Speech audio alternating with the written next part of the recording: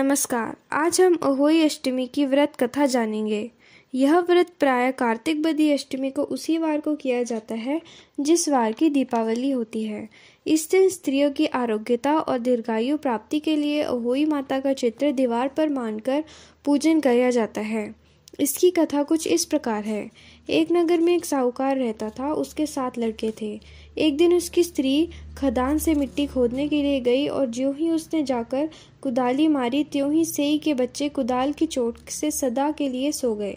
इसके बाद उसने कुदाल को स्याहू से खून से सना देखा तो उसे सेई के बच्चों के मर जाने पर बड़ा दुख हुआ, परंतु वह विवश थी और यह काम उससे अनजाने में हो गया। इसके बाद वह बिना मिट्टी लिए ही खेद करती हुई अपने घर आ गई और उधर जब सेई अपने घर आई तो अपने बच्चों को मरा देखकर नाना प्रकार के विलाप करने लगी और ईश्वर से प्रार्थना की कि जिसने मेरे बच्चों को मारा है उसे भी इसी प्रकार का कष्ट होना चाहिए।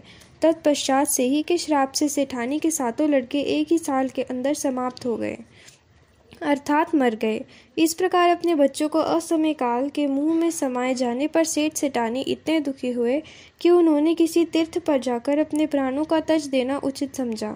इसके बाद वे घर बार छोड़कर पैदल ही किसी तीर्थ की ओर चल दिए और खाने की ओर कोई ध्यान न देकर तब तक उनमें कुछ भी शक्ति और साहस रहा तब तक वह चलते ही रहे, और जब वे पूर्णतः अशक्त हो गए तो अंत में मूर्छित होकर गिर पड़े।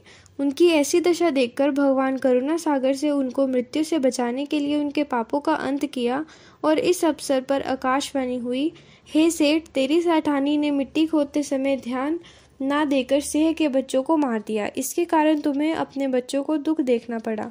यदि अब पुनः घर जाकर तुम मन लगाकर गौ माता की सेवा करोगे और अहोई माता देवी का विधि विधान से व्रत आरंभ कर प्राणियों पर दया रखते हुए स्वप्न में भी किसी को कष्ट नहीं दोगे तो तुम्हें भगवान की कृपा से पुनः संतान का सुख प्राप्त होगा।